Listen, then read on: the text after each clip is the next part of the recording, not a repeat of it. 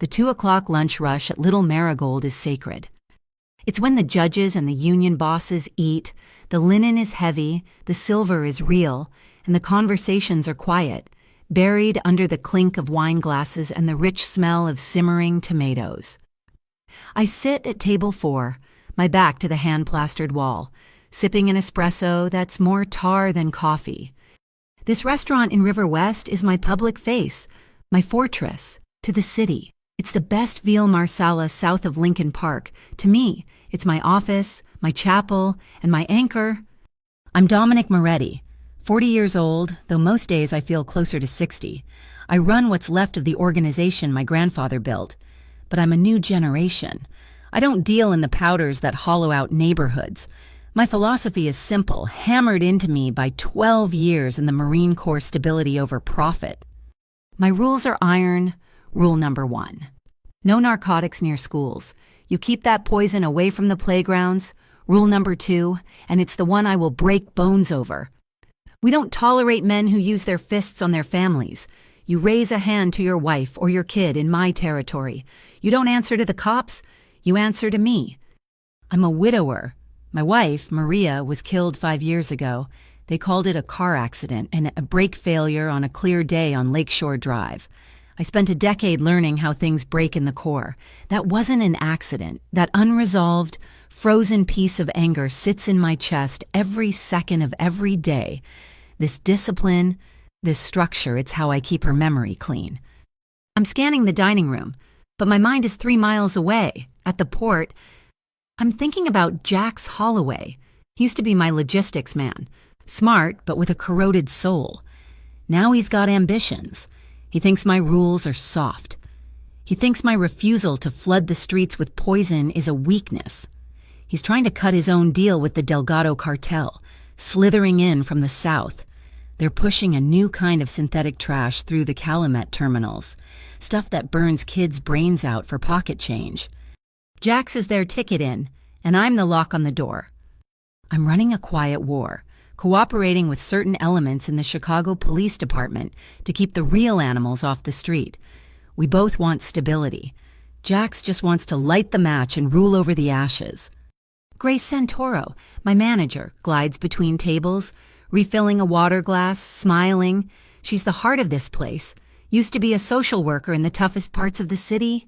She knows the neighborhood, the families, the whispers. She's my conscience. That's when the heavy oak door bursts open. It's not the polite jingle of a customer. It's a crash, followed by the sound of the wind whistling in from the street.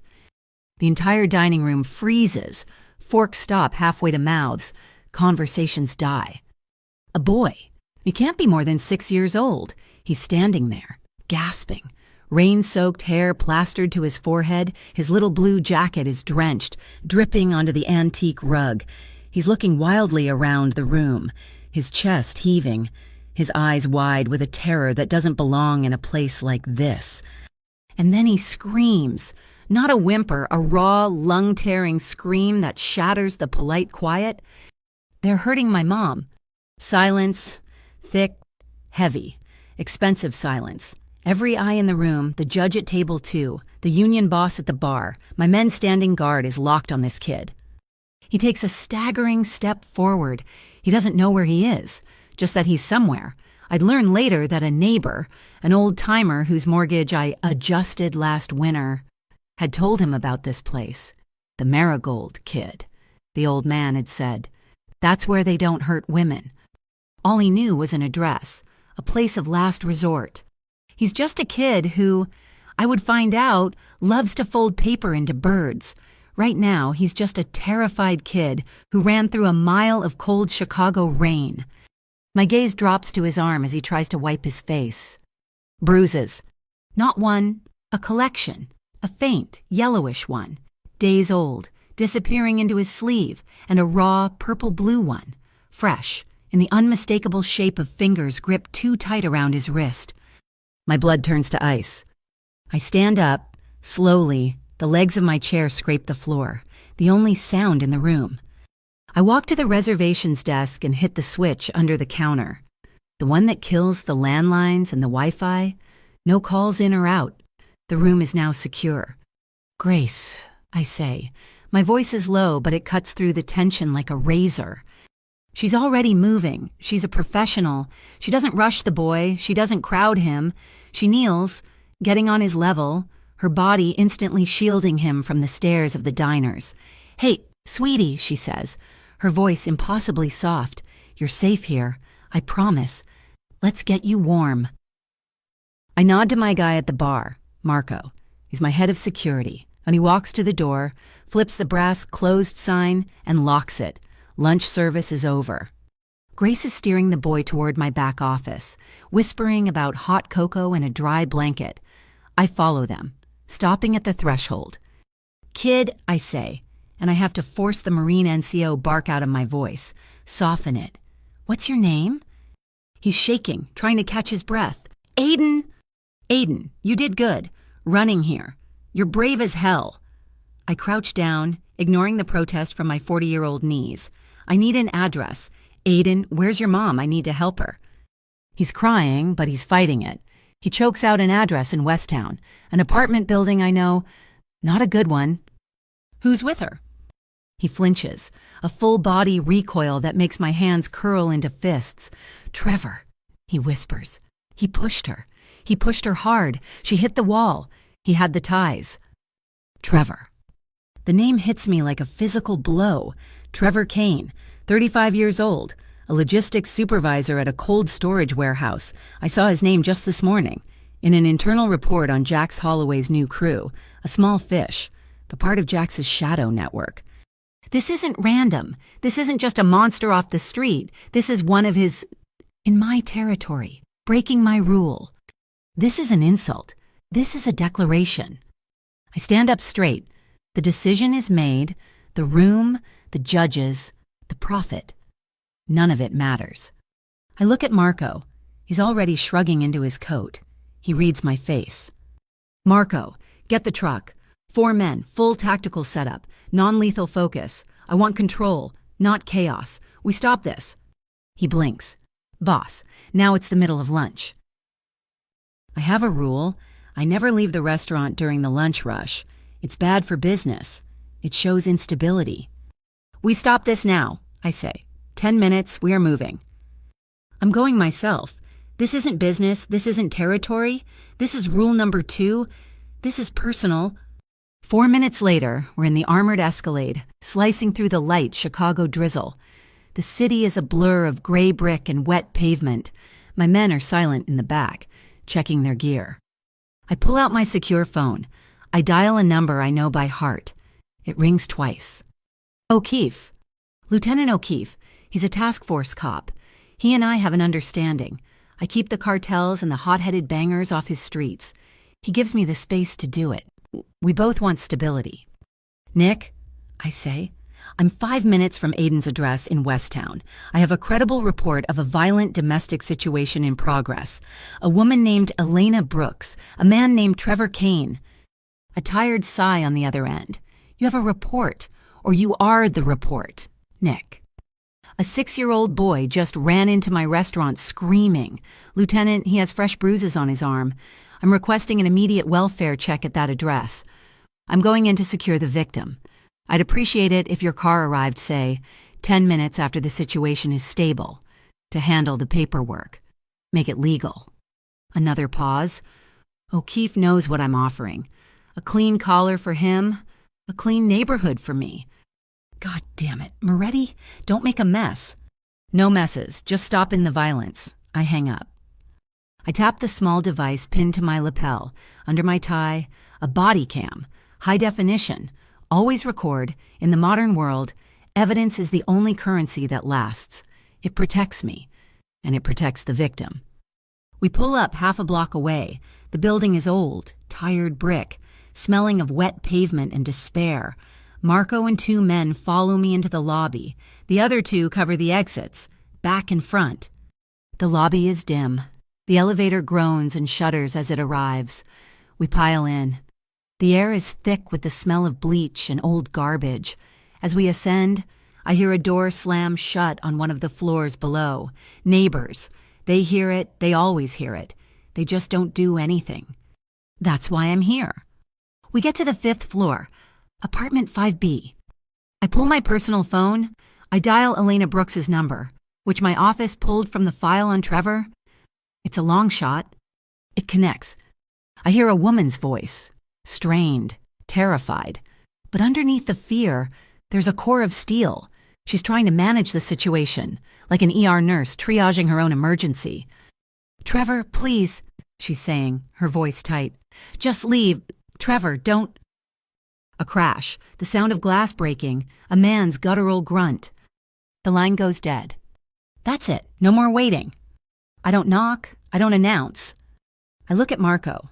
I nod once. We hit the door together. My shoulder first, then his boot, the cheap wood splinters, the lock explodes from the frame. I kick the door wide open. And the world stops. The apartment door explodes inward, not just opening, but disintegrating. The cheap wood frame splinters, the lock set blown clean through the drywall on the other side. The first thing that hits me is the smell. Cheap vodka, sharp and sour, layered over the metallic tang of fear. The room is small, lit by the weak, gray light of a rainy Chicago afternoon. My eyes sweep, cataloging threats. Left a woman pressed against the far wall. She's wearing dark blue scrubs, her hand clutching her side, her ribs. Her other hand is up, palm out. Not in surrender, but like a shield. Her dark hair is pulled back, but strands stick to her face. She isn't screaming. Her eyes are wide, but they are calculating.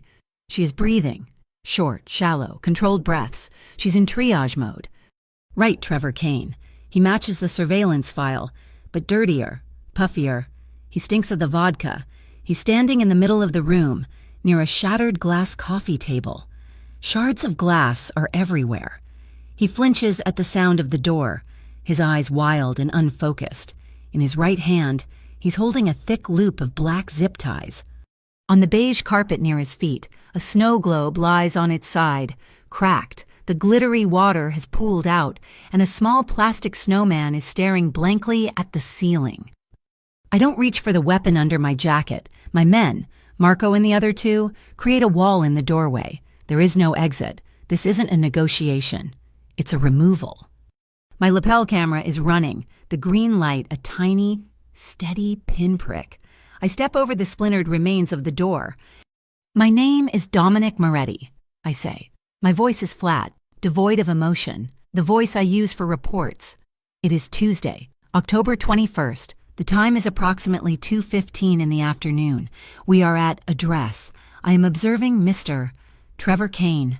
He's holding restraints. The apartment shows signs of a violent struggle. Kane puffs out his chest. It's the pathetic bravado of a coward fueled by alcohol. "Who the hell are you? Get out. This is private. This is my place." He makes a staggering lunge, not at me, but toward the woman. "She's mine," he screams, his voice cracking. It's the anthem of small, weak men everywhere. I don't rush. I simply move, intercepting his path. I'm 6 inches taller and 50 pounds heavier, and I plant myself between him and her. He stumbles to a halt, realizing he's just run into a brick wall. I look down at him. "No," I say, my voice dropping into a register that vibrates with controlled cold. "She's a person." Out of the corner of my eye, I see the woman Elena. Her gaze snaps from Trevor to me. It travels down my chest, pausing on my shirt cuff, where the small, hand-stitched gold marigold is barely visible. Her breath catches. She knows the logo, she knows the restaurant, and if she lives in Westtown, she knows rule number 2. Her expression doesn't soften. She doesn't relax. She's still a cornered animal, but the variables in the equation just changed. She's recalculating her odds. She is, I realize, incredibly smart, and she is not pleading. She is watching, waiting. Trevor, on the other hand, is a one-trick pony. He's cornered, and he's reaching for the biggest gun he thinks he has. "You don't know who you're messing with," he spits, vodka spray hitting my lapel. "I work for Jax Holloway. I'm gonna call him, he'll end you. He runs this city now." I almost smile. He's invoking the name of the man who is actively trying to burn my world down. He thinks Jax is his shield. He doesn't realize he's just confirmed his own irrelevance. Jax, I ask, tilting my head. I take one slow step toward him. He tries to take a step back and stumbles on the leg of the broken table. You mean the Jax who's having a hard time moving his product out of the K-Line storage unit on Cermak, or the one who just lost a driver at the Pulaski Bridge last night because his new partners don't trust him. The blood drains from Trevor's face. The drunken, blotchy red is replaced by a pasty, sick white. That isn't street gossip. That is internal. Operational intelligence. In 2 sentences, I've just told him that his protector, Jax, is compromised, that I know his weaknesses, and that he, Trevor, is absolutely nothing. The zip ties fall from his limp hand, scattering on the carpet. That's the signal. Marco moves. He doesn't hit. He doesn't strike. He flows. It's the non-lethal control technique I drilled into them. One hand seizes the shoulder, the other, the elbow. A pivot, a twist, and a drop. Trevor is on his face before he can even grunt, his arm bent at an angle that screams for mercy but breaks nothing. A knee sinks into his kidneys, pinning him to the floor. It is over in less than 2 seconds. Clear, Marco grunts. He's pulling Trevor's hands behind his back and securing them. I don't look at Trevor again. He's trash. He's been contained. I turn my full attention to Elena. My voice remains formal. The camera is still recording. This footage is for her, not for me. Ma'am, are you injured? She pushes herself off the wall, and a sharp, involuntary hiss of pain escapes her lips. She brings her hand to her side. My ribs. He threw me against the bookshelf. My name is Dominic Moretti. I repeat for the record. My camera is documenting this. This footage will be provided to you, and only you, to be used as you see fit. It is evidence for a protective order. Should you choose to file one? Do I have your permission to document your injuries and the room? She looks at me, those sharp, intelligent eyes processing. She's an ER nurse. I'd learn. She understands evidence. She nods. Once. Yes. Please point to where you are injured. She indicates her ribs and then, reluctantly, turns her head. A dark, ugly bruise is already forming on her jawline. He hit me. Noted.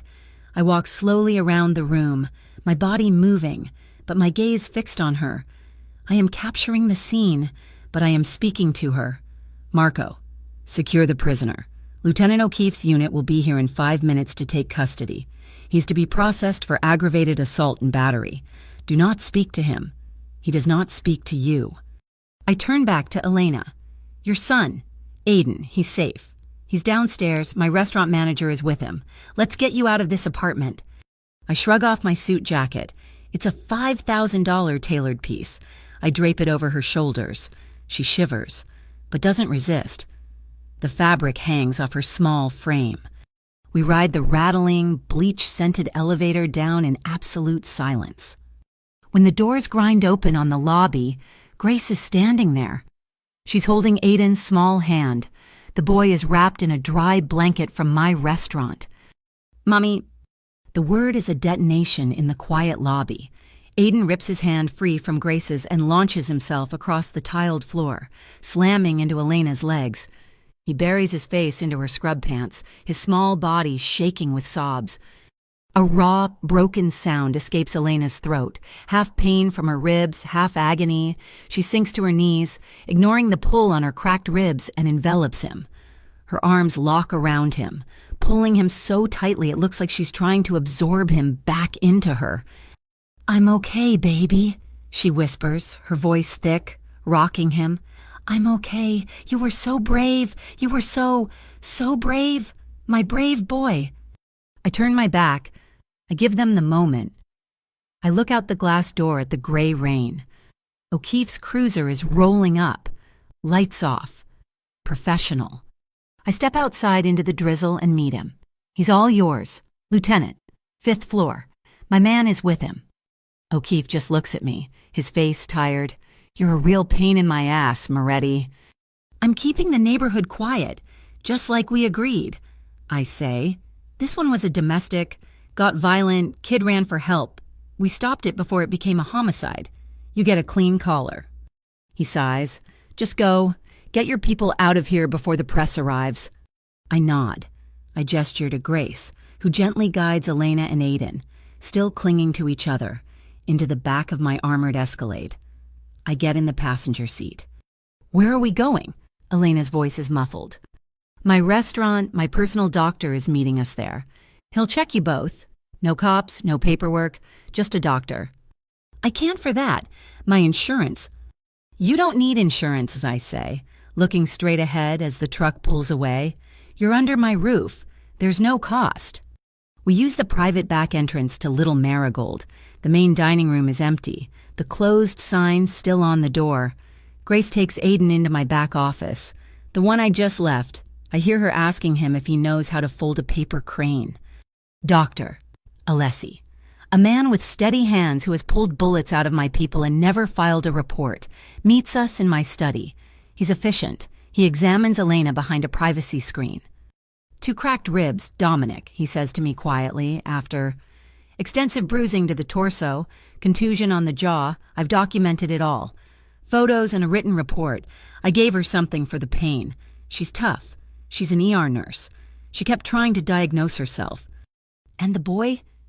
Physically, he's fine. The bruises on his arm are from being grabbed, not struck. He's in shock, but he's not physically harmed. He's a brave kid. While Elena is resting, I make 2 calls. The first is to my cleaning crew, apartment 5B. Address. I want it spotless. The door is splintered. Replace it. The coffee table is glass. Shattered. Find a new one, identical. The drywall is dented. Fix it. I want that apartment looking like today never happened. Send me the bill. The second call is to the building's owner, a man who runs half a dozen slumlords in Westtown. This is Dominic Moretti. He knows the name. His voice gets tight. Mr. Moretti, a pleasure. My people had to force entry to apartment 5B today to stop a violent crime. I'm having the door replaced. My office will cover the cost. You, in turn, are wiping any and all late fees or outstanding balances on Miss Elena Brooks's lease. You will also not be raising her rent for the next 24 months. She is not to be bothered. She is not to be questioned. She is not to be financially burdened by this. Is that clear? A choked sound. Yes, Mr. Moretti. Crystal. I hang up. I'm cutting the anchors. The man is gone. The apartment is clean. The financial burden is gone. She can't be blackmailed. She can't be controlled. She is free. An hour later, Elena is sipping a bowl of hot broth Grace brought her.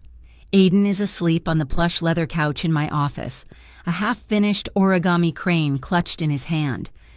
My secure phone vibrates, a text message from my primary contact at the Calumet port. Jax is spiraling. Heard you grabbed his man, Trevor Kane. He's calling it a public insult, told his people you're soft, that you broke protocol for a nobody. He's pissed. He's making a move. He's asked the Delgado contact for a fire starter shipment, wants to prove a point. He's aiming for the schoolyard, Nick, the elementary school in your zone, the one Aiden is zoned for. My blood turns to ice. He's not just angry. He's escalating. He's using my protection of this family as a casus belli, a reason to start a war. And he is targeting children to prove his point. He's breaking rule number 1, simply because I enforced rule number 2. I walk out of my office, leaving the door cracked so I can hear the boy. Elena looks up from her broth. Her eyes are clearer now, the shock fading, replaced by that sharp analytical intelligence. I sit down opposite her in the empty, silent dining room. Elena, what happened today? It's not over. The man, Trevor, he works for a bigger, more dangerous man. His name is Jax Holloway. He sees what I did today, stepping in as a personal challenge. He's planning to retaliate, and he's planning to do it by bringing his business onto the grounds of the elementary school your son is supposed to attend. Her face pales, but her eyes harden. I have a 2-part plan, I say, leaning forward. 1, I need to get you and Aiden somewhere completely safe, not one of my properties, not a hotel. Grace runs a program, affiliated with a local church, a real safe house. Off the grid. You'd be ghosts. They specialize in relocation. I let that sink in. 2, I'm changing the board. This isn't just about territory anymore. Jax and his new partners, the Delgado cartel, are threatening the entire neighborhood. I'm going to use all my resources and my arrangements with city law enforcement to build a federal case. RICO. Racketeering, I'm going to dismantle his entire operation. I am willing to sacrifice a percentage of my own influence to cut this cancer out. I expect her to be terrified, to grab Aiden and run, to take the offer of disappearing. She places her spoon down on the napkin, carefully, deliberately. No, she says. I blink. No to which part? No to hiding. I'm done running. Mr. Moretti. I spent 3 months financially planning my escape from Trevor. I am not going to become a ghost. Hiding just postpones the problem. He'll find me, or he'll find another woman, another child. You want to stop him. You want to end this. She leans forward, the pain in her ribs forgotten. I didn't just date Trevor. I studied him, like a virus. He's a logistics manager for a cold storage company. He bragged, he talked in his sleep, he was arrogant, he thought I was stupid. My heart rate picks up. He manages a fleet of refrigerated trucks, she says, her voice low and fast. He was always paranoid about deadhead routes, empty trucks returning to the depot. He said it was a waste of fuel. He has 3 specific routes that go log dark for 2 hours at a time, always between midnight and 4 a.m., and they all cross the river near the Calumet terminals. This is it. This is the piece I've been missing for 6 months. This is how Jax is moving the synthetic product under my nose, not in small boats, in legitimate, refrigerated food trucks. She's not a victim. She's not a liability. She's my best piece of intelligence. I won't be a ghost, Mr. Moretti, she says, her eyes locking on mine. I'll be your analyst. Elena's declaration in my dining room, I'll be your analyst, was a lit match in a dark room. It changed everything. We moved them that night, not to one of my high-rise safe houses with steel doors and armed men in the lobby. That's a fortress, and fortresses attract sieges. This was different. Grace found them a garden apartment in Lincoln Park, a quiet, tree-lined street. The lease was paid in cash for 6 months, under a corporate name that didn't exist. You're not a prisoner, Elena, I told her, standing in the new clean kitchen. You're a protected asset. There's a difference. What's the difference? She asked, her arms crossed, still favoring her ribs. A prisoner has guards. An asset has resources. I didn't give her a soft escort. I gave her an invisible one. Grace Santoro activated the Marigold Moms. These weren't soldiers. They were waitresses from the restaurant, wives of my union contacts, a few nurses Grace knew from her old social work days. They were women who had been through their own fires. They pushed strollers. They walked dogs. They sat in the coffee shop across the street with laptops. They were the most effective surveillance network in Chicago because they were utterly invisible. They were the community. They were the eyes that Jax, with all his street-level thugs, would never, ever see. They weren't there to stop bullets. They were there to see the threat a mile before the first shot was fired. Elena, however, was not the type to hide behind a curtain of neighborhood watch. I need to feel capable, that she told me 2 days later. I've spent a year being made to feel small. I need that to stop. I understood that. It was a language I spoke fluently. I didn't send her to my guys. I sent her to a woman named Sarah, a retired CPD detective who ran an all-female self-defense and firearms training center in the suburbs. It wasn't about aggression. It was about control. When I went to check on her progress the following week, I stood behind the one-way glass watching. She was on the line, wearing eye and ear protection, her stance solid. She wasn't just pulling a trigger. She was breathing. Inhale, extend, sight picture, exhale, squeeze. It was methodical, clinical. It was the same terrifying calm I saw in her eyes in that wrecked apartment.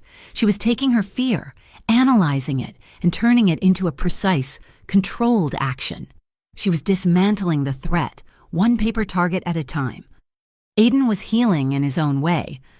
Grace arranged for a play therapist, a kind woman who came to the apartment twice a week. I didn't ask what they talked about. It wasn't my business, but I saw the results. After each session, a small, colorful paper crane would appear. One was tucked on the sill of Elena's bedroom window. Another was left by the coffee pot. They were tiny, meticulous, silent declarations. I'm still here. I'm okay. He was folding his trauma into something structured, something beautiful. He was taking the chaos and giving it edges, a shape. The piece lasted for 4 days. Marco requested a private meeting. He came to my office at the Marigold, closing the door quietly. He placed a small plastic bag on my desk. Inside was a small, plush teddy bear, the kind you win at a carnival. It was missing an eye, and next to it was a small, black plastic disc, the size of a quarter, with a tiny circuit board. "Oh, it was stitched inside the lining," Marco said, his voice a low growl. "I did a full sweep of the new apartment, like you asked. Everything was clean. Then I checked their belongings. This bear, Aiden, was clutching it when he ran into the restaurant." My blood ran cold. Trevor. He put a tracker on his own girlfriend's son.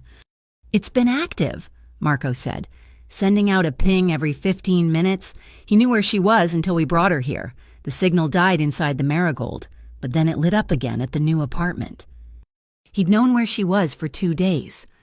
"Is the apartment compromised?" "No," Marco said. "The mom's network is solid. No new faces, no vans, no watchers. The signal was going to a dead-end server. He was logging her location, but he hadn't moved on it." I leaned back in my chair, staring at the little black disc, Grace, who had entered with coffees. Looked at the bag and her face hardened. "He's not just tracking her. Dominic," she said, her social worker brain clicking into high gear. "It's a trap. Jax knows. He knows you saved a woman and a child. He knows your rules. He wants you to protect them." She was right. I was a man who lived by a code. Stability. No harm to families. It was my brand. It was also my weakness. Jax wasn't just trying to move product. He was trying to use my own humanity, my one non-negotiable line, as a wire to trip me. He was baiting me into a public war, using this family as the lure. He wanted to prove to the city that my rules were a liability, that my softness would get people hurt. "He's trying to make an example of them," I said. "Then we make an example of him first," Grace replied. That night, I called a family meeting. Not the union bosses, my people, my captains, my enforcers, my logistics managers, 20 of my most trusted men, gathered in the private dining room of the Marigold after hours. They stood, quiet, respectful. These were men who understood the old ways. "Things are changing." I started walking the length of the table.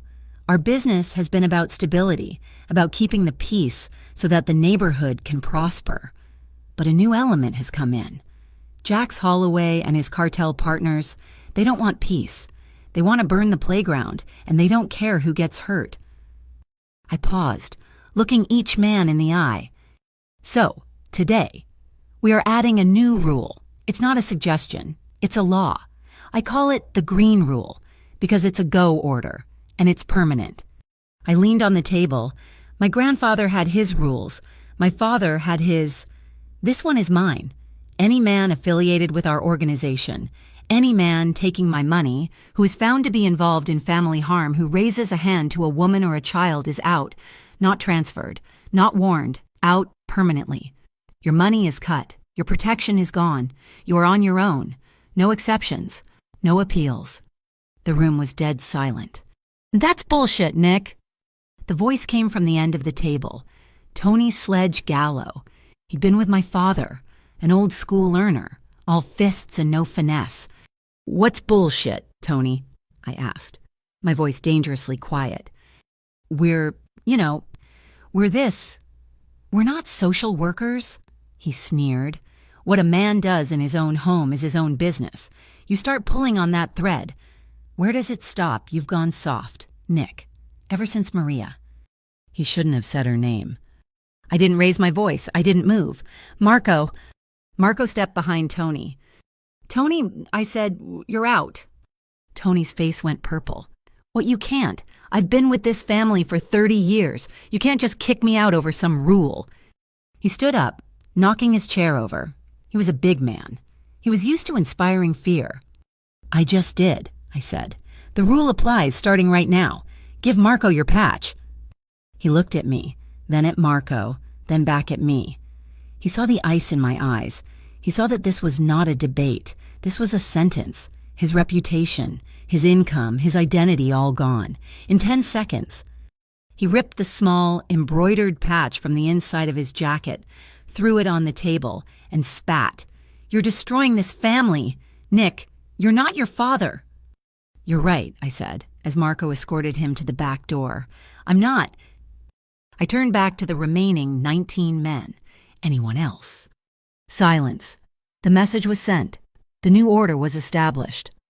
When I got back to my office, Elena was waiting. She had her laptop. The war room was now officially open. "I found it." She said she hadn't slept. She had that high-strung caffeine and adrenaline energy of a surgeon in a 12-hour shift. "I cross-referenced," she said, turning the laptop. "I took my ER admission data for the last 6 months, specifically spikes in overdose cases from new synthetics. They weren't random. They happened in clusters. First Westtown, then Pilsen, then Bridgeport. She had created a map. On one layer, the overdose spikes. On another, she had plotted the log-dark truck routes Trevor had bragged about. They were a perfect match. "He's not just moving it," she whispered, her finger tracing a red line on the screen. "He's supplying it. The trucks make their drops, and within 48 hours, my ER fills up." My gut tightened. "Can you predict the next one?" "I already have," she said. "The route. The overdose spike, the pattern is every 10 days. The next drop is this Monday, and Nick." She zoomed in on the map. The red line, the truck's final stop, was a nondescript warehouse. "This is the warehouse," she said. "And this," she pointed to a blue dot 200 yards away. "This is the primary bus stop for Aiden's new elementary school. The drop happens at 7:30 a.m., the same time the kids are lining up." He was going to do it. Jax was going to flood the school zone. The next morning, I met O'Keefe in a diner. Booth in the back, I slid a file across the table. "Anonymous tip," I said before he could ask. "My source says a major shipment of synthetic product from the Delgado cartel is being delivered at this warehouse. Monday, 7:30 a.m. O'Keefe opened the file. His eyes went wide. "This is specific. Nick, routes, times, truck IDs. Where did you get this?" "I have a new analyst," I said, sipping my coffee. "Source is non-negotiable. They are not part of this. They are a ghost. You use this information, you make the bust, you get the headlines, but the source stays mine. The source stays clean. You're asking me to stage a federal-level drug bust based on a ghost. I'm asking you to be at that warehouse on Monday morning, or I will handle it myself. And you know, you don't want my version. My version is messier." He stared at me for a long time. "God damn it, Moretti, 7:30. He closed the file. "Keep your ghost." The smear campaign started that afternoon. Jax was panicked. He knew Trevor was gone, and he assumed Trevor had talked. He decided to strike first, not with bullets, but with data. A video hit the internet. It was security footage from Elena's apartment building, the day I took her, but it was cut. It showed me and my men breaking down the door. It showed me leading Elena out, my jacket over her shoulders, her face bruised. It showed us getting into my Escalade. The caption, "Chicago businessman Dominic Moretti rescues or kidnaps battered woman. Where is Elena Brooks?" My phone exploded. Reporters, city councilmen, my lawyers. "Nick, you have to respond," my PR guy shouted. "This is a nightmare. They're painting you as a predator." I sat in my office, watching the video loop. "No," I said. "We don't respond. We don't say a word. They'll destroy you." "Noise," I said. "It's just noise. In America, the person who tells the best story wins, but the person who has the evidence wins the war. We have the evidence. We wait." On Sunday, the day before the bust, Grace told me Elena had taken Aiden to church, a small, non-denominational service near their apartment. I don't know why I went. I'm not a religious man. My sins are too deep for a wooden pew. I slipped in late, standing in the back. The air smelled of old hymn books and weak coffee. I saw them. They were in the third row. Aiden was coloring in a pamphlet. Elena was just sitting, listening. Her shoulders were relaxed. For the first time since I'd met her. She wasn't analyzing or fighting. She was just breathing. She looked at peace. The pastor, a young guy in a simple shirt, was talking. "Righteousness isn't quiet," he said. "It's not a private feeling. Righteousness is courage. It's the willingness to stand in the doorway when the monster is on the other side. It's the act of being the adult in the room when everyone else is running." Elena turned, sensing me. Our eyes met across the crowded, quiet room. Two worlds colliding, the sinner and the saint, the darkness and the light. She held my gaze. No fear, no judgment, just recognition. That night, she found me at the Marigold. I was in my office, staring out the window at the Chicago skyline, the weight of the coming morning pressing down on me. "Nick?" I turned. She was standing in the doorway. She walked over, her face serious. She held out her hand. In her palm was a small paper crane. It was folded from a bright orange sticky note. "Aiden made it," she said. "I asked him for one that was brave. He picked orange." She placed it in my hand. Her fingers were warm. They brushed my palm. A simple human contact that sent a jolt through my entire system. "You're going tomorrow," she said. It wasn't a question. "I am." "Bring this," she said, closing my fingers around the small paper bird. "Put it in your pocket to remember what we're protecting. It's not territory, Nick. It's not business. It's the bus stop. It's the children." I looked down at the fragile paper crane. It was so small, so insignificant, and yet it was the heaviest thing I'd ever held. She left. I stood there for a long time, the paper crane in my hand, looking out at the city. The lights of the skyscrapers blurred. I understood. This wasn't a fight. It wasn't a war with Jax. It wasn't about my family's legacy or my rules or even my wife's memory. This was a redefinition. For 20 years, I had run this city with a simple philosophy: stability. I was the rock. I kept the chaos out, but I was wrong. I wasn't the rock. I was just another shadow. I slid the orange crane into my breast pocket, right over my heart. Tomorrow, for the first time in my life, I was going to be the light. 7:17 in the morning, Monday. The air is cold, and the Chicago rain isn't a downpour. It's a cold, stinging mist that soaks through everything. I'm not in a suit. I'm in a black, waterproof tactical shell. Kevlar vest underneath. It feels alien against my chest, heavy in a way my tailored wool jackets never do. My body cam is pinned to the vest, its tiny green light blinking steadily, recording every drop of rain. In my breast pocket, I can feel the small, hard square of the orange paper crane, a tiny piece of armor. I'm parked in an unmarked utility van, 2 blocks down from the warehouse. Marco is in the driver's seat, monitoring a bank of small screens. We have 3 feeds, 1 from a traffic camera we borrowed, and 2 from the Marigold moms. Grace's network is beautiful. Sarah, a waitress from the Marigold, is walking a golden retriever back and forth, a block north. Another mom, a woman I've never met, is in a beat-up Subaru across the street, pretending to wrestle with a child's car seat in the back. They are the perimeter. They are the invisible eyes. Lieutenant O'Keefe and his CPD tactical team are staged 3 blocks east in heavy vans, waiting for my signal. This has to be clean. It has to be legal. "We have movement," Marco says, his voice flat. I look at the screen. 7:22 a.m. The refrigerated truck. It matches Elena's data exactly. It pulls into the alley and begins to back into the warehouse's open loading bay. The driver gets out. He's a man in his 50s. Thin, wearing a stained windbreaker. His hands are shaking. He's looking around, terrified. He's clean. Just a regular guy. Forced into this, a mule with a family held hostage by the threat of violence. One of my men, deployed on the roof opposite, gets a micro-camera view into the bay. My stomach clenches. They're not just dropping. "Nick," Marco whispers, leaning closer to the screen. "They're unloading boxes of product, yes, but they're also unloading chemistry, precursors, bags of powders, hot plates, glass beakers." "My God," I breathe. "They weren't just selling here. They were going to cook it here." "Here, 200 yards from the bus stop. The fumes alone, the risk of fire." My anger, usually a block of ice, starts to burn hot. "Target acquisition," Sarah's voice crackles, calm and low over the comms. A black Mercedes G-Wagon, obnoxious and loud, pulls onto the street. It parks directly in front of the warehouse.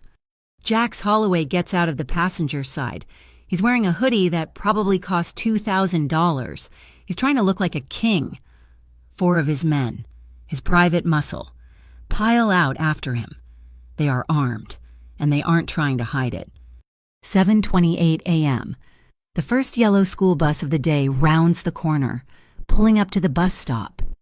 Jax is scanning the street. He's arrogant, but he's not stupid. He's paranoid. His eyes sweep past the Subaru. Then they lock onto Sarah and her dog. She's just standing there, letting the dog sniff a hydrant. She's not on a phone. She's not looking at him. She reaches down and scratches the dog's ear. Once, twice. It's the signal.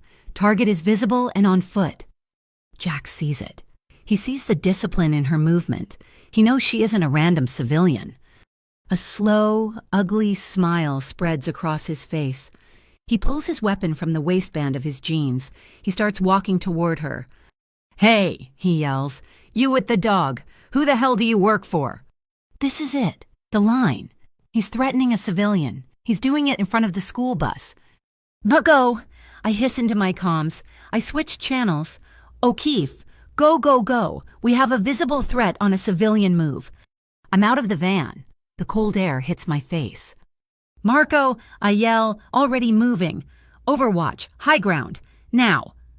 I don't run. I walk, fast, a predator's pace. I project confidence. I draw the threat. Jax!" My voice is a parade ground bark. It cuts through the rain. He stops. He was 20 feet from Sarah. He turns, his gun swiveling from her to me. Perfect. Sarah doesn't run. She just calmly pulls her dog and walks into the alleyway between 2 brownstones, disappearing from view. The civilian is clear. Jax stares at me. His smile fades, replaced by confusion, then rage. Well, the restaurant king. You're a long way from your veal Moretti." It's a school zone, Jax," I say. My hands are open, at my sides, visible. My camera is recording his face, his gun, the bus in the background. "You're done." "I'm just getting started," he screams. And then the world explodes in noise. Sirens, not one, but a dozen. O'Keefe's tactical vans, heavy and blue, scream around both ends of the street, cutting off the G-Wagon. The PA system is deafening. CPD hands in the air, "Drop your weapon down on the ground now." Jax's men panic. They're street brawlers, not soldiers. They look for an escape. Jax just screams, "Now burn it all!" He's not trying to escape. He's trying to destroy the evidence. One of his men, the one by the G-Wagon, throws something into the air. It's a heavy-duty, 8-rotor drone. It buzzes angrily, zipping up into the gray sky, a dark insect. It banks hard, heading straight for the open warehouse bay, for the chemicals, for the truck. It has an incendiary payload. If it hits those precursors, this whole block becomes a fireball. Marco," I roar. From the roof of the brownstone where Sarah disappeared, I hear a single, hollow thump. It's not a gunshot. It's a compressed air launcher, a non-lethal beanbag round, traveling at 300 feet per second, hits the drone mid-air. The drone explodes in a cloud of black plastic and shattered circuits, crashing harmlessly to the wet pavement. Marco, a perfect surgical shot. O'Keefe's team is on them. It's not a firefight, it's a takedown. They use tasers, shields, and overwhelming force. Jax's men go down one by one. The arrest is clean. It's all by the book. I'm moving toward Jax, who is being wrestled to the ground. Then I see him. In the chaos, a figure darts out from behind the G-Wagon. A rat. Oh, he's wearing a cheap windbreaker. He's running, low and fast. It's Trevor Kane. Jax must have bailed him out, made him his gopher. And now the rat is trying to escape a new trap. He's clutching something in his hand. A phone. He must have swiped it from Jax's console as the bust went down. He's running, but he's not running away from the cops. He's running toward the other end of the street, toward the bus stop, toward the kids. No, I break into a full sprint.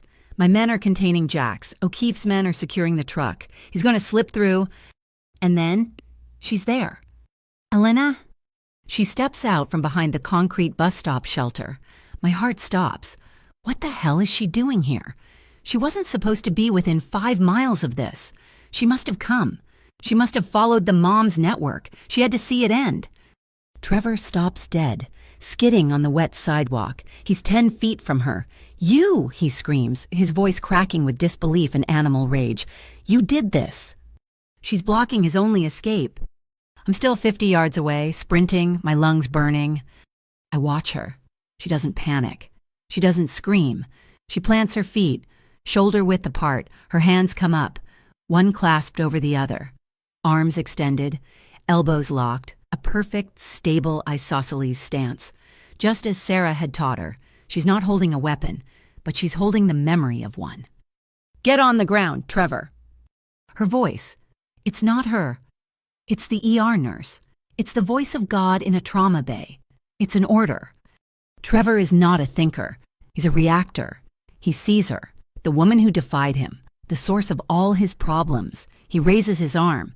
He's holding a heavy steel tire iron, probably from the G-Wagon. He lunges. He's going to kill her. I'm not going to make it. She doesn't flinch. She doesn't retreat. As he lunges, she moves, not back, but forward into the attack. She pivots on her left foot and delivers a brutal, clinical, driving kick to the side of his right knee. I hear the pop from 10 feet away. His leg hyperextends. It buckles. He screams, a high, thin sound. As he stumbles, I arrive. I hit him like a freight train. We both go down, skidding across the wet pavement. I don't give him a second. I am a whirlwind of controlled violence. I lock his wrist, twisting it until the tire iron clatters on the concrete. I pin his other arm with my knee in his spine. It's over.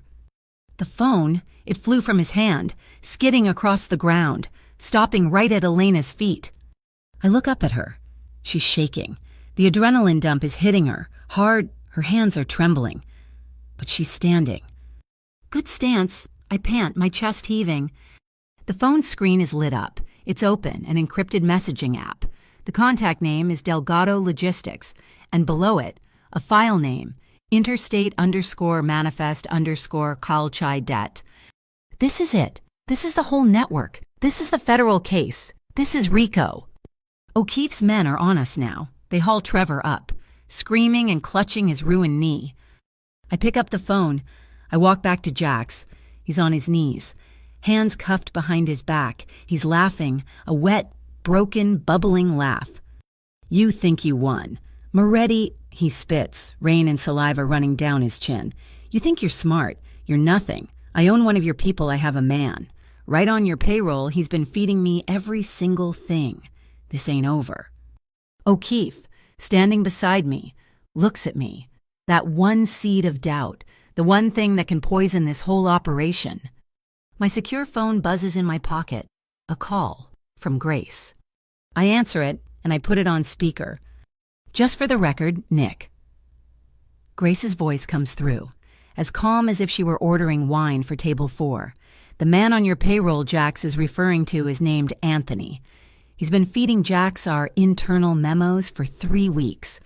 Anthony, however, is a digital identity I created in my office, and the memos he's been feeding Jax were dummy reports, designed by me, to lead Jax's security away from this very location. She pauses. We didn't just plug the leak, Nick. We built the leak. Counterintelligence, my God, Grace. Jax's laughter dies. It just stops. His face goes slack. The blood drains from it. He's beaten. He's not just arrested. He's been outsmarted by a social worker. I look at O'Keefe. I nod at Jax. He's all yours, Lieutenant. O'Keefe nods, his face grim. He pulls out his card. Jax Holloway. You are under arrest for conspiracy to distribute a controlled substance, illegal weapons possession. I turn to walk away. Chicago doesn't need a new king. Jax, I say, loud enough for O'Keefe's body cam to pick it up. It just needs the kids to get to school safe.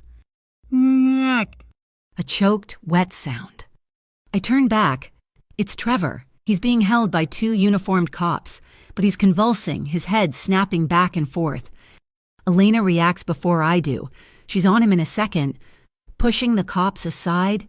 He's trying to bite his tongue. He's trying to check out, open his mouth, tilt his head. He'll aspirate. The cops are frozen, confused. Elena doesn't wait. She shoves her fingers hard into the hinges of his jaw, digging into the nerves. It's a pain compliance move, and it's brutally effective. His mouth snaps open with a gag. Get me a bite block. A wallet, anything now. One of the cops, rattled, shoves a rolled-up piece of gauze into his mouth. Trevor glares at her, his eyes full of animal hate, blood and saliva bubbling at his lips. Elena leans in, her face inches from his, her voice a cold whisper of clinical steel. You don't get to do this. You don't get the easy way out. You are going to stay alive, and you are going to testify. She kept him alive, not for him, for the case, for the end of it. I stand there, watching her. She's covered in rain, shaking, but she's a pillar of iron. The sirens are deafening now. The press is arriving. The show is over. I walk back to my Escalade, parked a block away. The adrenaline is fading, leaving the familiar cold ache in my joints. I did it. We did it. I reach into my breast pocket, needing to feel the fragile paper. It's gone. My stomach drops. Must have fallen out in the tackle. I look up at my windshield. The wipers are struggling against the rain. And there, stuck to the glass, right in my line of sight, is a small, wet, bright orange paper crane. It must have fallen out, and the wind and rain plastered it to the glass. I reach out and gently, with 2 fingers, pick it up. The paper is soaked, fragile, but it held its shape. It held. The win at the warehouse was clean. It was surgical, but it wasn't the end of the war. It was just the end of the battle. Jax Holloway was a street-level infection. The Delgado cartel was the plague. The high from the bust lasted exactly 12 hours. I was in my office at the Marigold, drinking coffee that tasted like battery acid, when my secure phone rang. It was O'Keefe. Nick, we have a problem, a big one. The cartel didn't send a hitman. They didn't send a threat. They sent a statement. A 1998 sedan was parked half on, half off the curb on Taylor Street, in the heart of Little Italy, my grandfather's neighborhood, my neighborhood. It's full, O'Keefe said, his voice tight. Fertilizer and diesel. The bomb squad says the timer was set for 8 p.m., right in the middle of the dinner rush. We got lucky. An old lady reported it because it was blocking a hydrant. They hadn't just tried to kill people. They had tried to kill my history. They were telling me, we can touch you anywhere. We can burn your home. We can erase your legacy. The old me, the man who inherited this organization, would have responded with fire. I would have sent Marco and his men out to hunt. I would have put a head on a spike. But I was the man with an orange paper crane in his pocket. Jax had started this war with a video, trying to smear me in the shadows. I was going to end it in the light. Grace, I said, calling her into my office, I want a press conference. Tomorrow, noon, on the steps of the church in Lincoln Park. The church. This isn't my territory, I said. It's community ground. I want the pastor who spoke last Sunday. I want the head of the Chicago Teachers Union. And I want the lead counsel from the women's shelter you work with. We're changing the story. The next day, the media was a circus. They smelled blood. Jax's smear video of me kidnapping Elena had hit 4 million views. The sharks were circling. Mr. Moretti. Are you a predator? One reporter shouted. Where is Elena Brooks? Yelled another. Have you intimidated her? Is she alive? I stood at the back of the steps, wearing a simple dark suit. I didn't approach the podium. I just nodded to the lawyer from the shelter. She was a sharp woman named Mrs. Allen, who looked like she ate politicians for breakfast. "I am not here to talk about Mr. Moretti," she said, her voice cutting through the noise. "I am here to talk about a systemic threat to the children of this city. We have been given evidence, provided anonymously by a concerned party, regarding the network of Jax Holloway and his associates." She motioned to a large television screen set up on the steps. "Play the file." It was my body cam footage. The screen lit up with the chaos of that apartment door splintering. The sound was crystal clear. The audience heard the apartment, the smell of vodka. They saw the shattered snow globe on the floor. They saw Trevor Kane, wild-eyed, screaming. They saw the black zip ties in his hand. "She's mine," his voice echoed across the quiet church steps. And then my voice, cold and flat. "No, she's a person." Mrs. Allen had done her job. Every frame that showed Elena's face was digitally blurred. Every image of Aiden was pixelated. It wasn't about them. It was about the act. The reporters were silent. "Mrs. Allen stepped back to the mic. "The press has been asking if this woman was kidnapped. The truth is, she was rescued. Rescued from a violent associate of the same organization that, just yesterday, was caught attempting to traffic narcotics and manufacture chemicals 200 yards from an elementary school." The head of the teachers' union stepped up. "This isn't a turf war.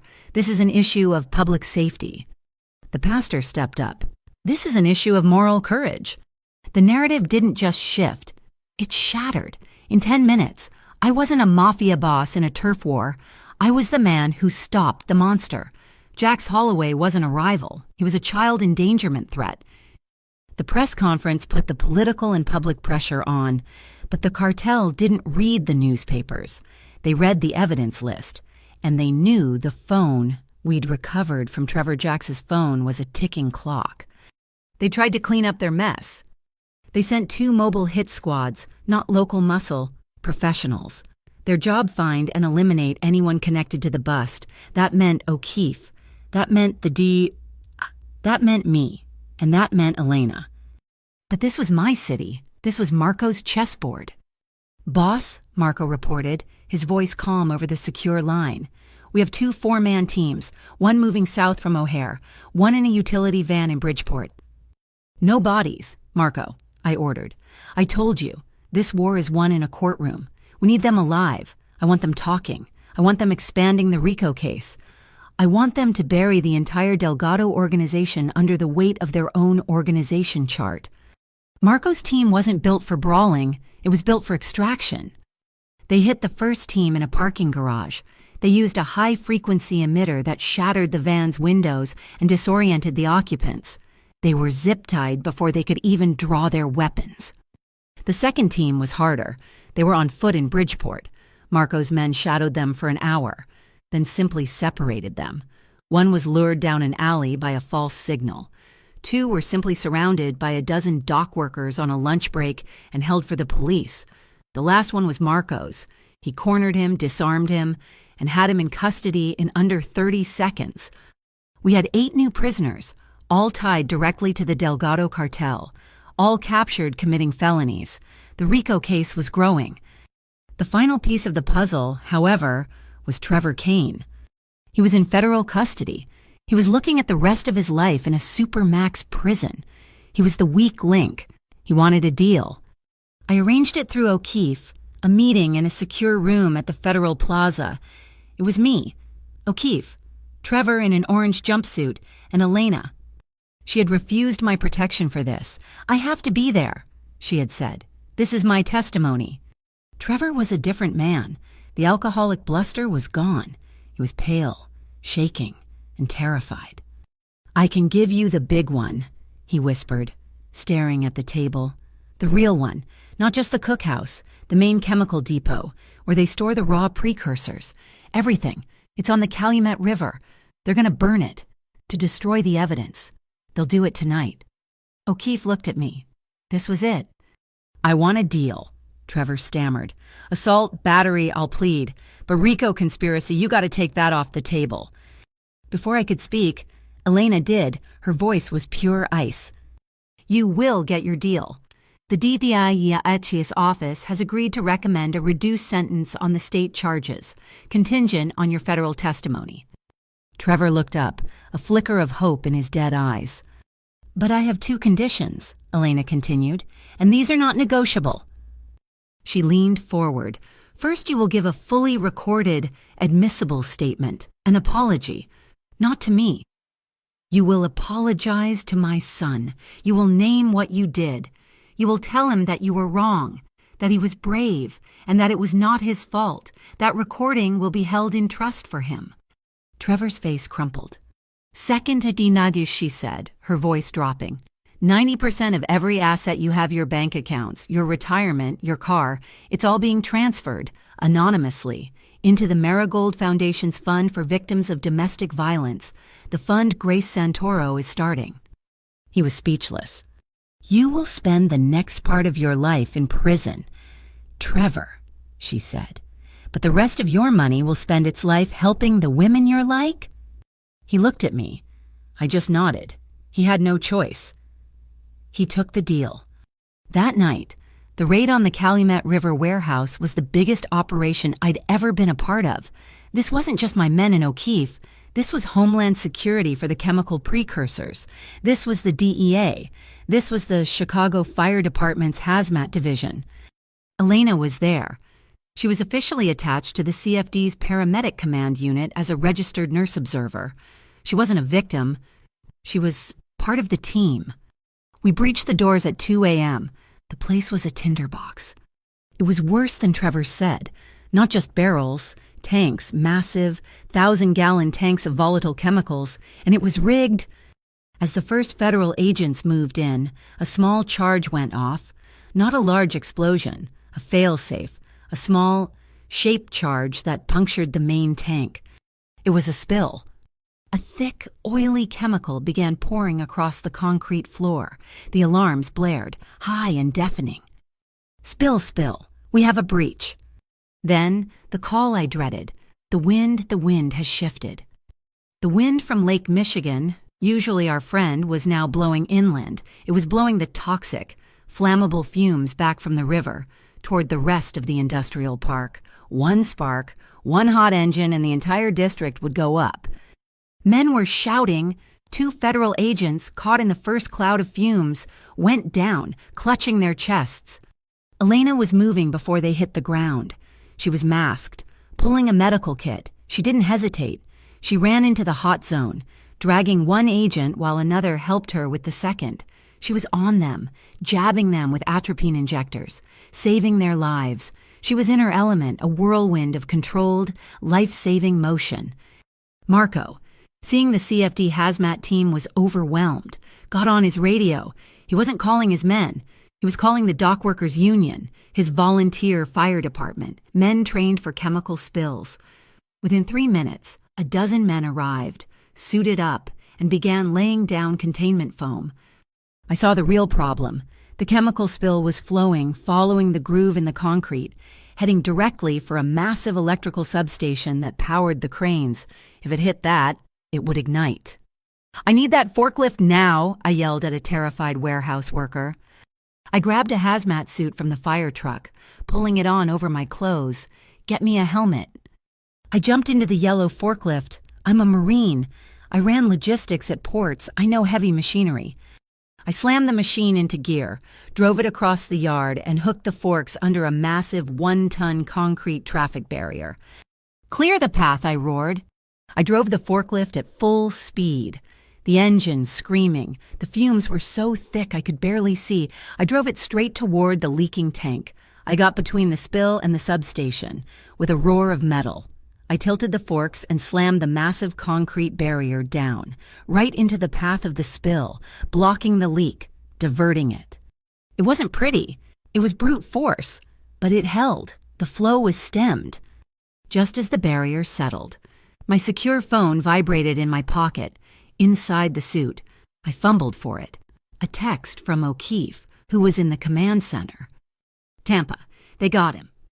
I stared at the screen. Data from the Jack's phone, it was perfect. They tracked his offshore accounts. They arrested Delgado at his vacation home in Tampa. "It's over, Nick." The whole organization, it's over. Hours later, the sun was just starting to tint the sky gray. The rain had finally stopped. The air smelled like chemicals and wet concrete. Elena and I were on the roof of the Marigold. We were wrapped in thick wool blankets, sipping coffee Grace had forced on us. The media was going insane, hailing the miracle at the port, praising the anonymous tip that had led to the arrest of the cartel kingpin in Florida. We just stared at the Chicago skyline. My hands ached, my lungs burned. "Oh, we weren't heroes down there, Elena," I said, my voice hoarse. She looked at me. Her face was smudged with soot, her hair plastered to her head. "We were just adults," I said, "in the room, like the pastor said." She took a slow sip of her coffee. "Adults have the right to dream for the kids. Nick, that's what we did. We gave them a safe city to dream in." The air between us was electric. It was more than adrenaline. It was respect. It was a shared survival. I wanted to close the small distance between us.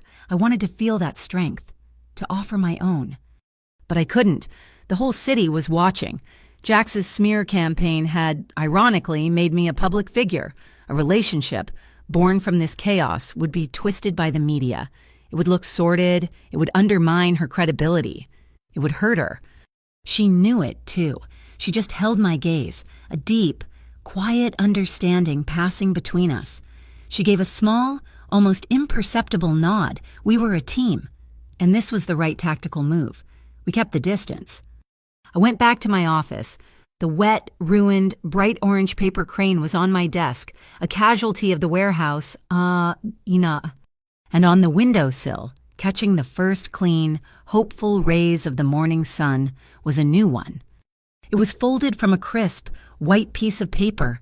Aiden, he was safe. He was healing. He was still building. The fire on the Calumet River burned away the last of the old world. The aftermath wasn't loud. It was quiet. It was filings, depositions, and the slow, grinding work of consequences.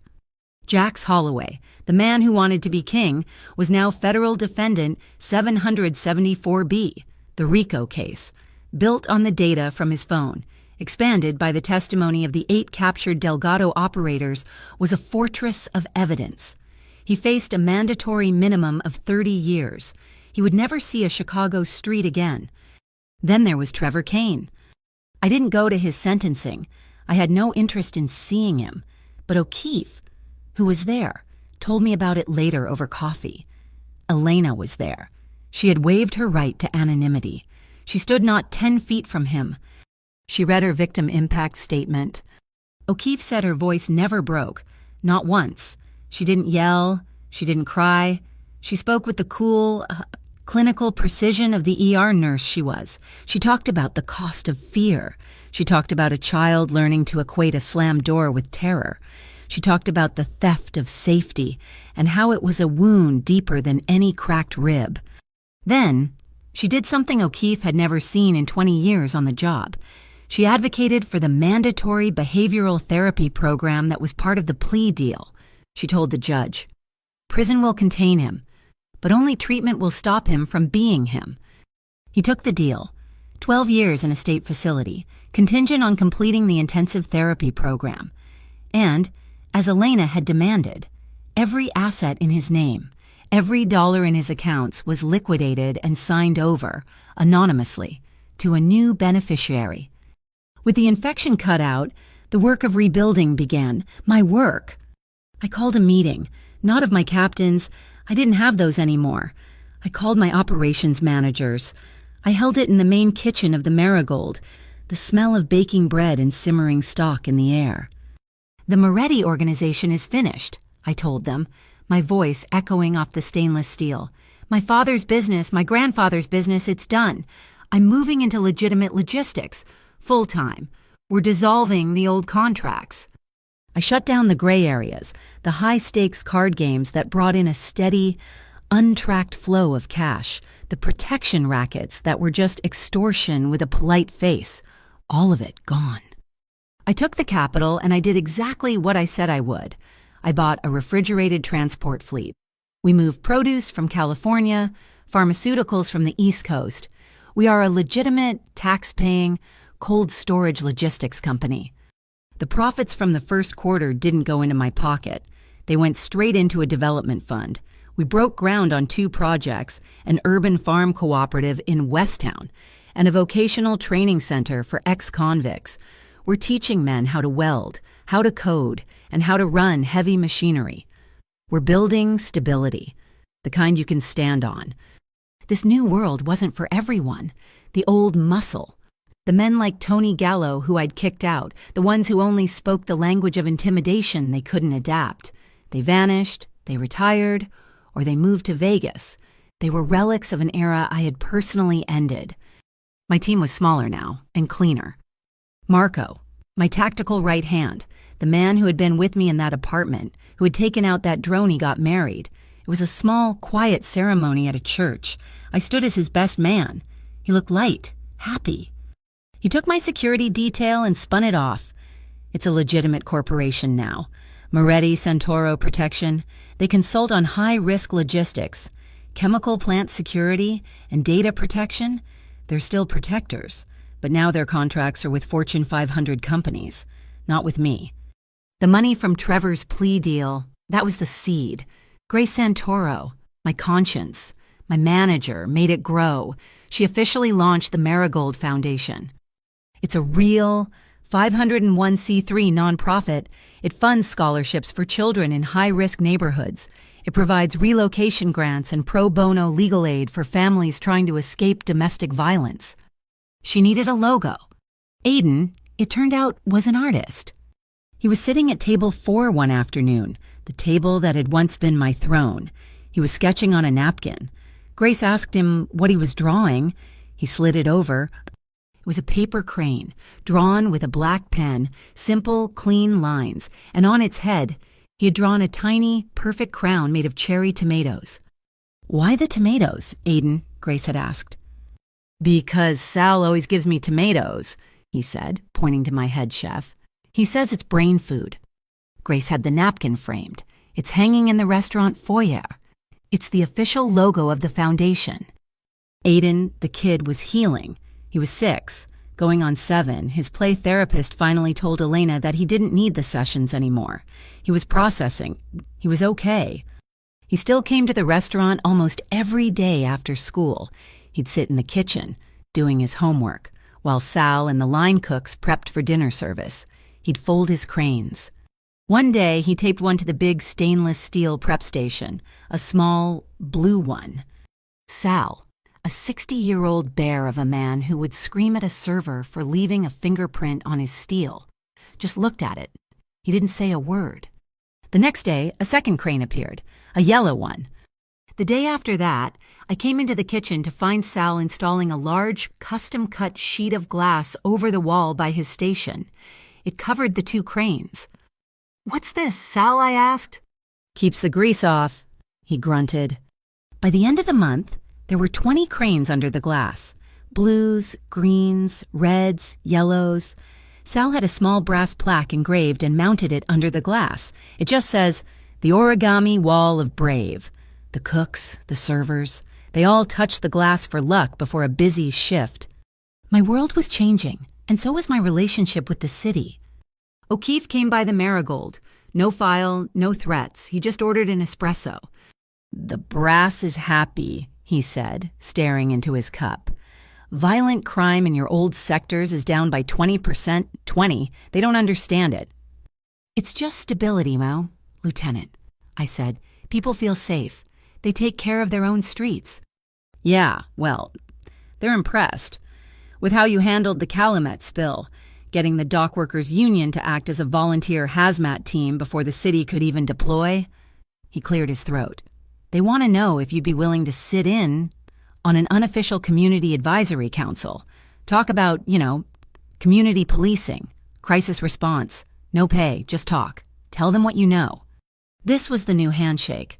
Not in the dark, in the light. "I'll do it," I said. "On one condition. It's all a transparent, no more backroom deals. O'Keefe, if I'm in that room, my name is on the roster, everything is on the record." He looked up at me, and for the first time, I think he really smiled. That's what I was hoping you'd say. But the person moving fastest, that was Elena. She didn't just go back to her job, she went back to school. She enrolled in an accelerated program and got a specialist certification in behavioral nursing, focusing on trauma. She didn't just heal, she weaponized her recovery. With a grant from the Marigold Foundation, she started a free class at the local community center. She calls it the first 48 hours. She teaches women who are planning to run.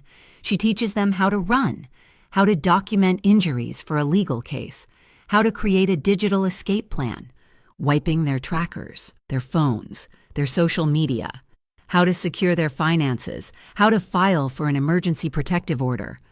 She was doing what I did for her, but she was teaching them to do it for themselves. She was building an army. I kept my promise. My company paid for the repairs to her old apartment, the new door, the new table, the plastered wall. I had it professionally cleaned. I met her there, and I handed her the new set of keys. I'd had other plans. I'd hoped she might let me move her to a high-rise condo I owned, to the guest house on my estate, somewhere safe, somewhere I could ensure her protection.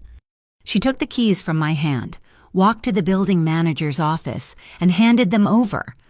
"I'm terminating my lease, effective today," she said. She turned back to me. She saw the question in my eyes. "I'm not your responsibility, Nick," she said, her voice gentle but firm. She found her own place, a 2-bedroom apartment 3 blocks from Aiden's elementary school, in the same neighborhood. She didn't run. She didn't let me hide her. She stayed. She put down roots, right where the lightning had struck. The street felt the change. The rumors about me were flying. The soft dawn. They called me. The restaurant boss. They said I'd lost my teeth. But a funny thing happened. The neighborhood got quieter. The low-level predators, the ones who fed on the weak, they disappeared.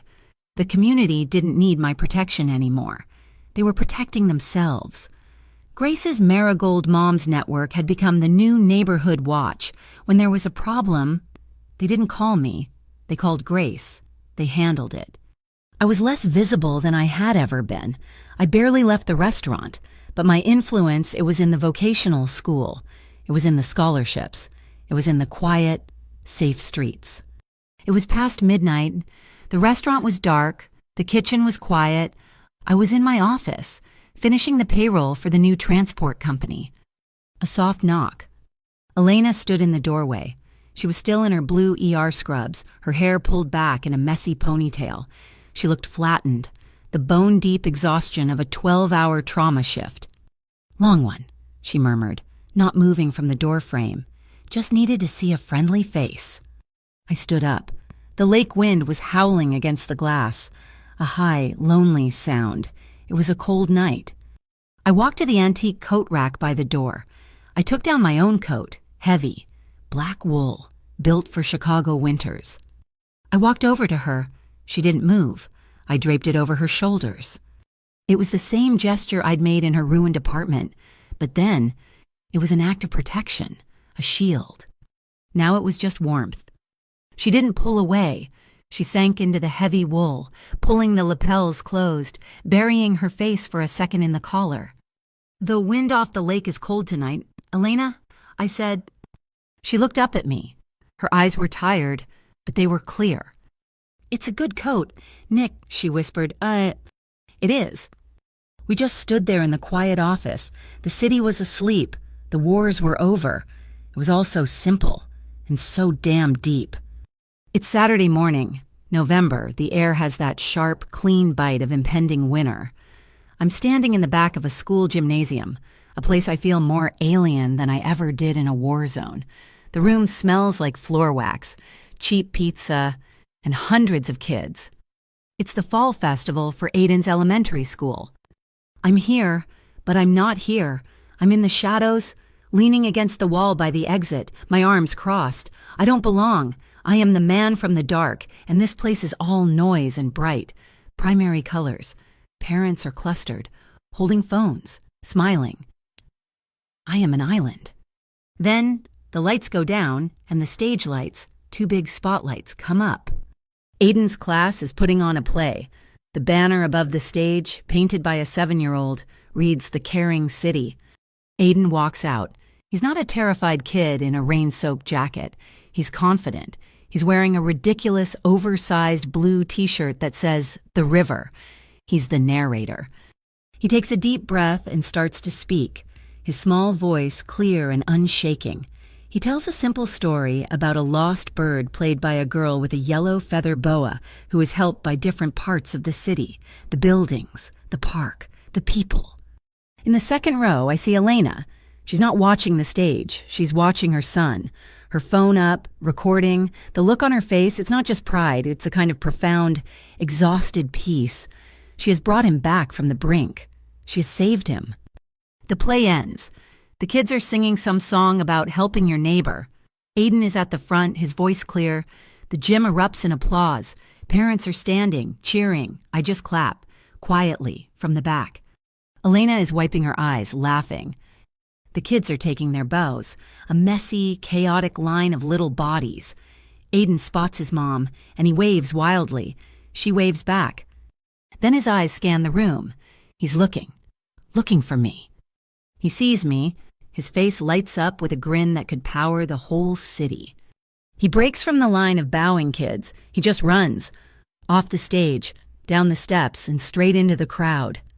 Aiden, Elena calls, confused. He doesn't stop. He runs past her, past the other parents, his little legs pumping. He runs right to me, in the shadows by the door. He grabs my hand, my big, calloused, scarred hand. He just takes it. "Come on, Uncle Nick," he yells. I freeze. "Uncle Nick, Aiden, I don't..." "But come on," he pulls, with all his 6-year-old might. The parents are turning. They're looking. Who is this large, severe man in the expensive coat being dragged by this little kid? I let him pull me.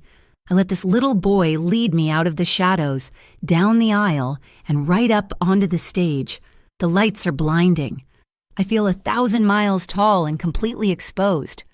Aiden is still holding my hand. He's beaming. He reaches into the pocket of his jeans. "I made this for you," he says, his voice piping over the microphone he's still near. He presses something into my hand. It's a paper crane. It's folded from thick, bright blue construction paper. "This one's for you," he says, loud enough for the whole gym to hear. "For when you forget..." I close my hand around it, this fragile, powerful thing. I look at this kid who ran into my restaurant and changed my entire world. I look at Elena, who is watching us, her hand over her mouth, her eyes shining. I can't speak. I just nod. I put my other hand on his head, ruffling his hair. He grins and runs back to his mom, tackling her in a hug. I walk off the stage. I feel like I'm walking on a different planet. I slide the blue crane into my pocket, next to the white one, and the memory of the orange one. We're outside.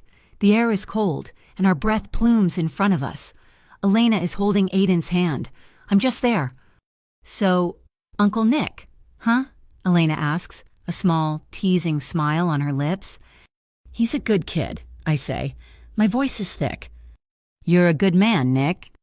We walk in silence for a block. The quiet is comfortable. "I stood in the back. Elena," I say, needing to explain, because that's where I live, in the shadows. I've spent 20 years building a reputation on fear, on what people think I'll do. It's how my father ran things. It's how I ran things. Stability through intimidation. She looks at me, just listening. "But that's not what I want anymore," I say. When Aiden gave me that, I realized I don't want to live by what people are afraid of. I want to live by what I respect, by what we built, the clinic, the school, the foundation, the safe streets. I stop, turning to her on the sidewalk. Aiden is walking just ahead, kicking a small rock. "I want to do this right," I say, and the words feel heavy and new. "You, me, this whatever it is, I want to go slow, for real, no shadows, no gray areas. I want to earn it." Elena stops. She looks up at me, and her eyes are that same steady, analytical gaze I saw in the apartment, the one I saw in the federal building. She's weighing, measuring. She smiles. A real, slow, warm smile that reaches her eyes. "Slow is good, Nick," she says softly. "Slow is how you go far." She takes a step closer. The distance between us is small, but it's charged. But if we're going to do this, we do it with our eyes open, no half-truths. I'm an ER nurse. Nick, I run on data and policy. I need boundaries. "Name them," I say, instantly. "1," she says, holding up a finger. "Legal clarity, your new businesses. I want to see the books. I want to know, for a fact, that they are 100% legitimate, no handshake deals." "Done," I say. "My new logistics company is an open book. You can see every manifest." 2, she continues. "Ethical boundaries, your relationship with O'Keefe. You're on his advisory council. That's good, but no more understandings. No more trading favors. You are a civilian consultant or you are nothing. You're either on the side of the law or you're not." "I am," I say, "and I mean it." And 3, she hesitates. "You have to let go of the old world, completely, publicly. You can't be the Don in the back room and Mr. Moretti on the community board. You have to choose." She was right. It was the last ghost. The next week, Grace held the first annual fundraiser for the Marigold Foundation. It wasn't at a fancy hotel. It was in the Marigold itself. The place was packed. The mayor was there. O'Keefe, the head of the teachers' union, the pastor. Grace got up to speak. She talked about the mission, about funding scholarships, about the first 48 hours program Elena had built. Then she looked at me. "None of this," she said, her voice full, "would be possible without the man who had the courage to change, the man who proved that our city can care." She held up a single piece of paper. "This is the Foundation's community pledge, Tess," she said. "It's a promise, a public commitment. It states that the signer, for a period of no less than 5 years, will not engage in any extra-legal activities, that all their investments will be subject to a full, independent public audit, that they commit to transparency, and that they commit to putting the safety of our children above all profit." She looked at me. "Nick, we'd like you to be the first to sign." The room went silent. This was it. This was the moment Elena had talked about, the public choice. I could feel the eyes of the old world contacts on me. I could feel the weight of my father's legacy. I walked up to the podium. Grace handed me a pen. I didn't just sign my name. I felt like I was writing a new one. I pushed the pen hard into the paper. Dominic Moretti. The room had exploded. Not just applause, cheering. O'Keefe was clapping. The pastor was clapping. Elena was in the back, by the bar, watching me. She wasn't clapping, she was just smiling. That night, after the fundraiser, the restaurant was quiet.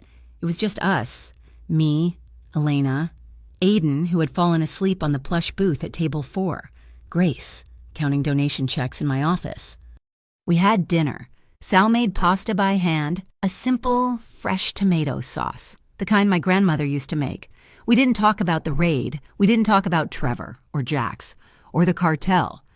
We talked about Aiden's spelling test. We talked about Elena's plan to expand her program. We talked about the new community garden we were breaking ground on, behind the vocational school. It was normal.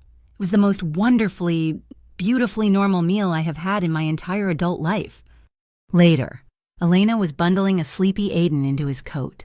I walked them to the front door of the Marigold. I pushed the heavy oak door open, and I stopped.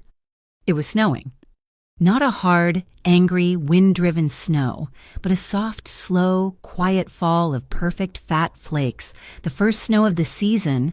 They were drifting down in the yellow light of the street lamps, coating Taylor Street in a clean, white blanket. I stepped out onto the porch. Under the awning, I held out my hand, palm up. I watched a single, perfect snowflake land on my skin and melt.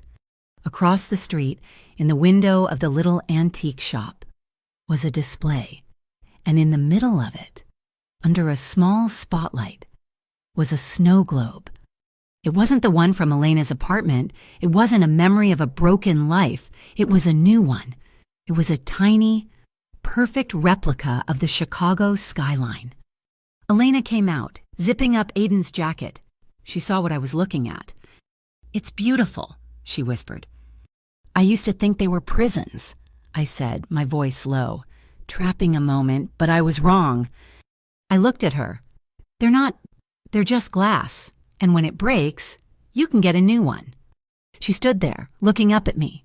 The snow was catching in her dark hair. Tiny diamonds. "Go on," my little voice said. Aiden, he was awake. He was grinning at us from under his hood. Elena rolled her eyes at him, but she was blushing. I took a step closer to her. I put one hand on the side of her face, my thumb brushing the cheek that had been bruised. She leaned into my touch. This wasn't fire. This wasn't passion. This was arrival. I leaned down and I kissed her. It was slow. It was gentle. It was hesitant, and then it was sure. It wasn't the kiss of a boss. It was the kiss of a man who was finally, completely free. It tasted like cold air and coffee and home. She kissed me back, her hand coming up to rest on my chest, right over the pocket with the blue crane. We broke apart. We just looked at each other, breathing in the cold, clean air. "I saw that," Aiden giggled from the doorway. Elena laughed, a real, bright, happy sound that echoed on the quiet street. "You were supposed to be asleep." "Come on," I said, putting my arm around her. I pulled her into my side, her head resting on my shoulder. I looked out at the city, my city. The camera of my mind pulled back, away from the porch, away from the man, the woman, and the child. It floated past the front window of the Marigold, past the small brass plaque.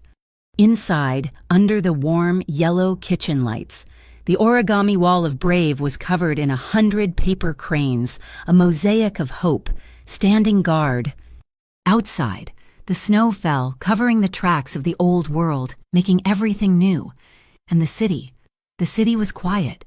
It was, for the first time, at peace. It was a city that knew how to care.